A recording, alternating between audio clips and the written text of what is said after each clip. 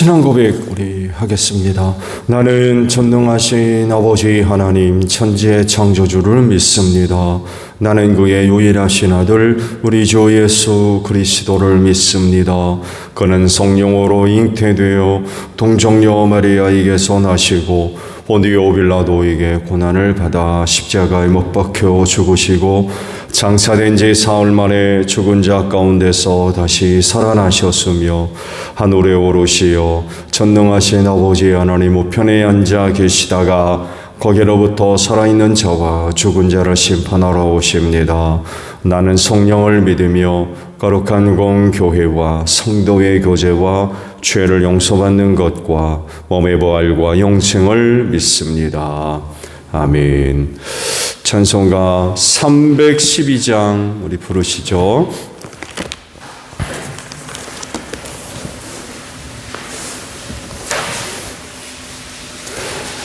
찬송가 312장이에요.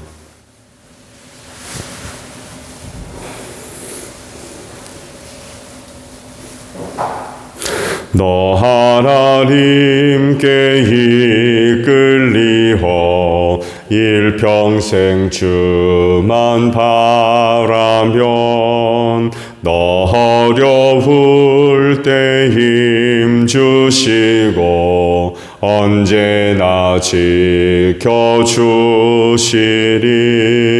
죽으신 사랑 믿는 자 그 반석 위에 서리라.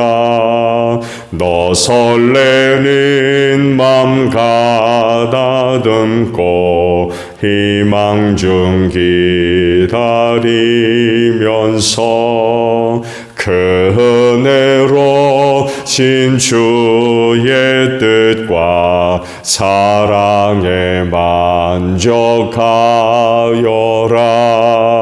우리를 불러주신 주 마음에 소원하신다.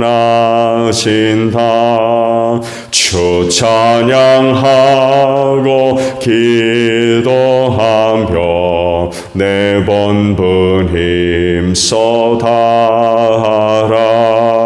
주 약속하신 모든 은혜 내게서 이루어지리라.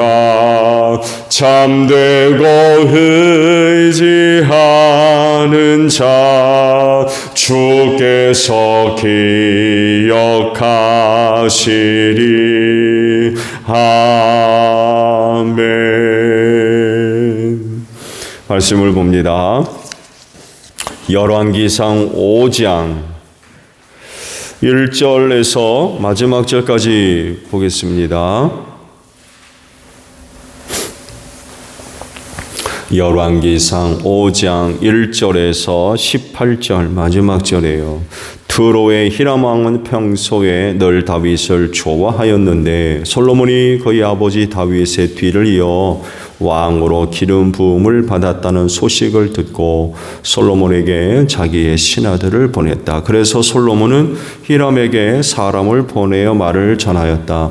임금님께서 아시다시피 나의 아버지 다윗 임금은 주 하나님을 섬기면서도 주님께서 원수들을 그의 발바닥으로 짓밟을 수 있게 하여 주실 때까지 전쟁을 해야 했으므로 자기의 하나님이신 주님의 이름을 찬양할 성전을 짓지 못하였습니다.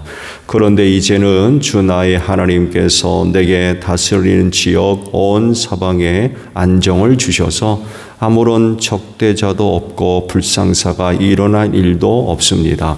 이제 나는 주님께서 나의 아버지 다윗 임금에게 내가 내 왕위에 너를 대신하여 오르게 할 내 아들이 내 이름을 기릴 성전을 지을 것이다 하고 말씀하신 대로 주 나의 하나님의 이름을 기릴 성전을 지으려고 합니다. 그러므로 이제 명령을 내리셔서 성전 건축에 쓸 레바논의 백향목을 베어서 주시기를 바랍니다. 나의 종들이 임금님의 종들과 함께 일을 할 것이고 임금님의 종들에게 줄 품삯은 임금님께서 정하시는 대로 지불하겠습니다. 임금님께서도 잘 아시다시피 우리 쪽에는 시돈 사람처럼 벌목에 능숙한 사람이 없습니다. 히람이 솔로몬의 말을 전하여 듣고 크게 기뻐하면서 이렇게 말하였다. 오늘 다윗에게 이 큰 백성을 다스릴 지혜로운 아들을 주신 주님께 찬양을 드리자.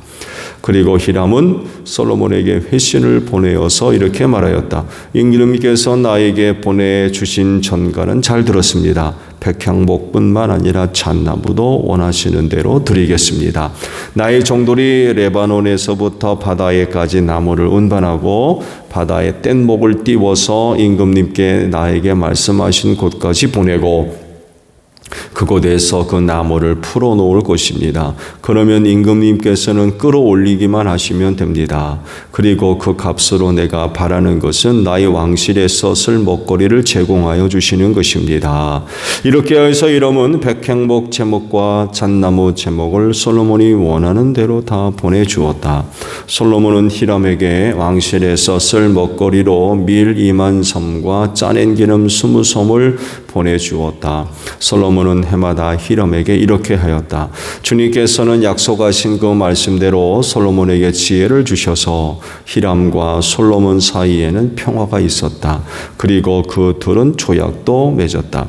솔로몬 왕은 이스라엘 전국에서 노무자를 불러 모았는데 그 수는 3만 명이나 되었다.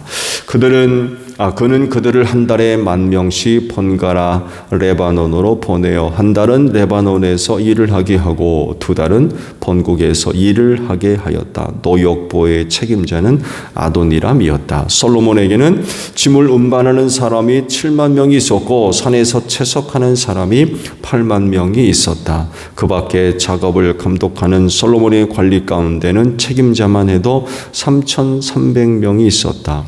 그들은 공사장에서 노동을 하는 사람을 통솔하였다. 왕은 명령을 내려서 다듬은 돌로 성전에 기초를 놓으려고 크고 값진 돌을 채석하게 하였다. 그리하여 솔로몬의 건축자들과 히람의 건축자들과 그 발 사람들은 돌을 다듬었고 성전을 건축하는 데 쓸 목재와 석재를 준비하였다. 아멘. 오늘은요 13절 하반절에 있는 말씀을 함께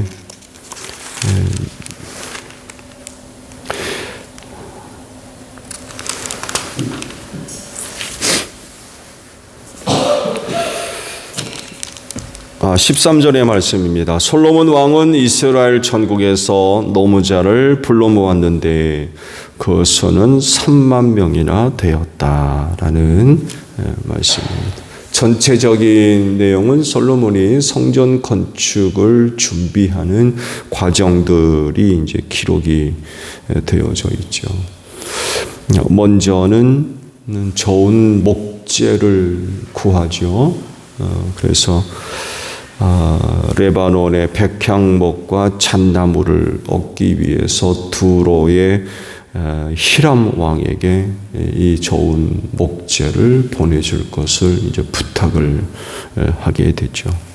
물론 값비싼 대가를 지불을 하죠. 공짜로 얻은 게 아니라 값비싼 대가를 지불을 하면서 성전 건축에 필요한 목재를 이제 받습니다.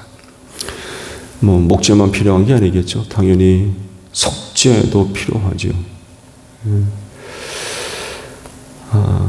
그리고 성전 건축에 필요한 노무자들을 모집했다고 그러죠. 그 수가 3만 명이었다고 합니다. 한 달은 레바논으로 건너가서 이제 일을 하고 한 달씩 돌아가면서 나머지 2만 명은 이스라엘에서 거주하며 그곳에서 일을 하게 했다고 그러죠. 그 3만 명이 10,000명씩 한 달씩 돌아가면서 일을 한 거죠. 또 일만이 아니라 솔로몬에게 짐을 운반하는 일꾼들도 7만 명이 있었고 채석하는 돌을 채석하는 일꾼들만 8만 명이나 되었다라고 말씀을 하십니다. 이 많은 사람들을 쓰는데 거저되는 게 아니었을 겁니다. 먹고 마시고 입히고 재우고 하는 일들이 이게 다 돈이 들어가는 일이죠. 거저되는 이렇게만 하는 건 아니라 아마 틀림없이 일한 만큼의 보상도 아마 주어졌을 겁니다. 대단히 많은 돈이 지출되었을 겁니다. 그렇지만 성전 건축을 위해서 그 많은 재정적 지출을 마다하지 않았죠. 그만큼 또 성전 건축이 잘 또 이루어질 수가 있었고요. 거기다가 또 성전 건축을 하려 했던 다윗 왕이었죠. 손에 너무 피를 많이 흘렸다고 해서 못 짓게 하시고 아들 솔로몬에게 짓게 하셨죠. 그래서 다윗이 한 일은 성전 건축을 위해 필요한 물품들을 많이 준비해 두었다고 그랬어요. 그러니까 성전 건축을 위해서 솔로몬만 나서서 그렇게 한 게 아니라 이미 다윗 시대부터 성전 건축에 필요한 것들을 준비해 두기 시작했다는 거죠. 상당 부분 아마 많은 준비가 이루어졌었고, 그래서 솔로몬이 그 성전 건축을 하는 데 있어서 아마 큰 힘이 되어졌을 겁니다. 미리미리 그렇게 준비를 해 두었었기 때문에 막 큰 어려움 없이 성전 건축이 이루어질 수가 있었을 겁니다. 이 성전 건축을 준비하는 과정 속에서 주의를 기울일 부분이 이제 하나 있는데 바로 노무자들입니다. 이들은 결국 이스라엘의 백성들이죠. 그리고 이들의 땀과 눈물이 없이는 아마 성전 건축은 불가능했을 겁니다. 표면적으로 보게 되면 성전 건축에 있어서 솔로몬의 이름이 소개를 하고, 심지어는 그 성전을 부를 때에 뭐라고 부릅니까?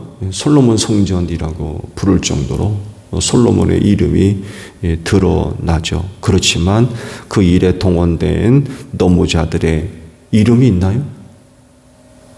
하나도 없습니다. 3만 명이나 되는 그 노무자들의 이름은 하나도 언급이 안 돼 있어요. 무명입니다. 드러나지 않은 어떤 사람들.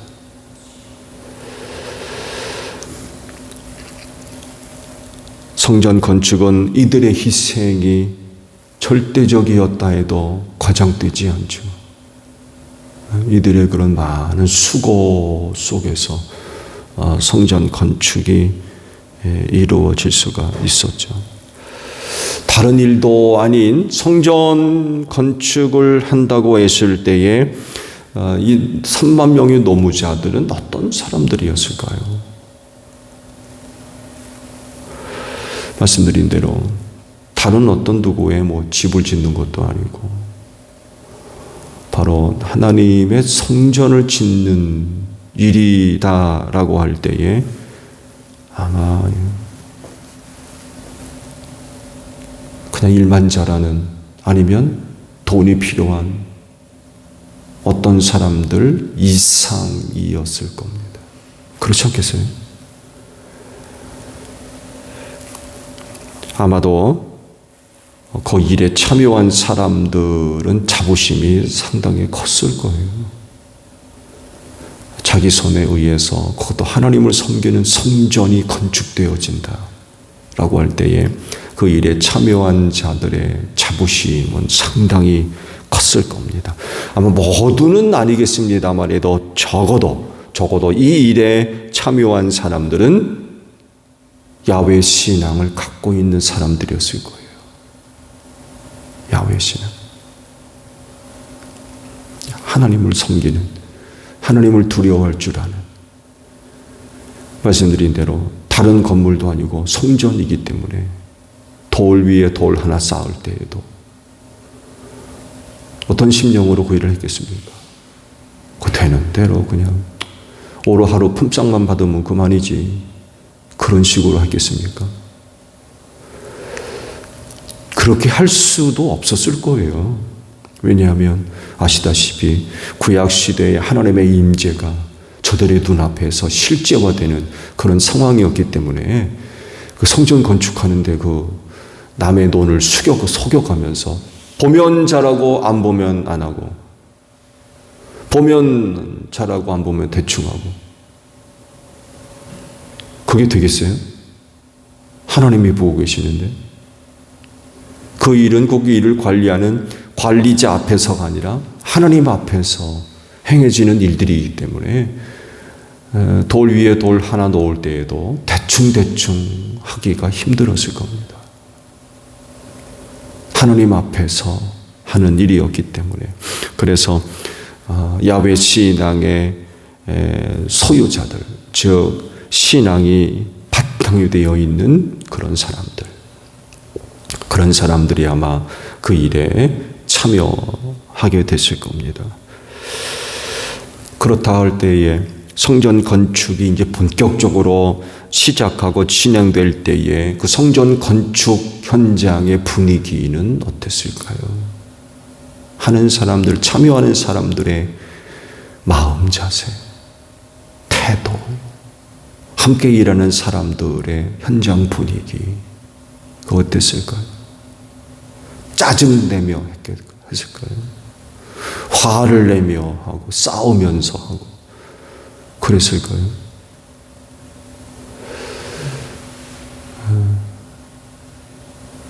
한번 여러분 거룩한 상상력들을 동원해서 당시 성전 건축의 상황들, 분위기들, 그 일에 참여하는 사람들의 자세들 한번 좀 생각해 보시기 바랍니다. 처음 지어진 성전이죠. 모두 아시듯이 성전은 모두 3번 지어졌죠. 솔로몬 성전이 지어졌고 바벨로니아 제국의 침입으로 무너지면서 이후 포로 귀환이 이루어지며 스룹바벨에 의해서 2차 성전이 지어졌죠. 로마 때 다시 무너지죠. AD 70년 로마 침입 때 그 이전에 헤롯 성전이 한번 지어지죠. 그러다가 이제 로마 침입 때 한번 무너지죠. 그리고는 다시는 지어지지를 못했죠.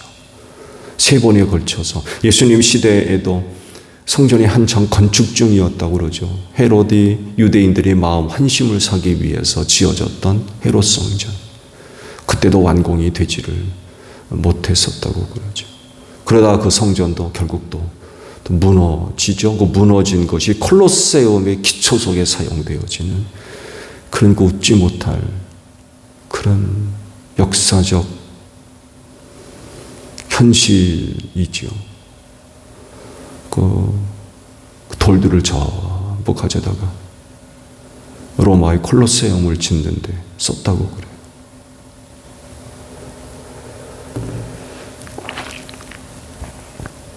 그렇게 3차에 걸쳐서 모두 성전이 지어졌을 때에 주된 인물들의 이름이 붙여졌거든요. 솔로몬 성전, 스룹바벨 성전, 헤롯 성전 이렇게 붙여졌죠.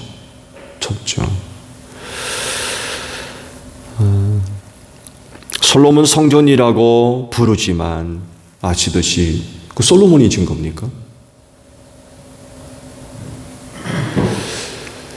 결코 아니죠. 혼자 할 수도 없고요. 하나님께서 이미 다윗 시대에 그를 선택하셨기 때문에 일단 가능했던 거고요. 하나님의 성전을 짓는 일에 아무나 그 성전 지을 수가 없었죠. 내가 짓고 싶다고 해서 짓는 게 아니었어요. 말씀드린 대로 다윗도 지려고 했지만 하나님이 허락하지 않으셨거든요. 못 짓는 거예요. 내가 짓고 싶다고 해서 짓는 게 성전이 아니었던 거예요. 솔로몬이 지을 수 있었던 건 하나님이 그를 선택하셨기 때문에 그래요. 그를 통해서 성전을 짓도록 하셨던 거죠.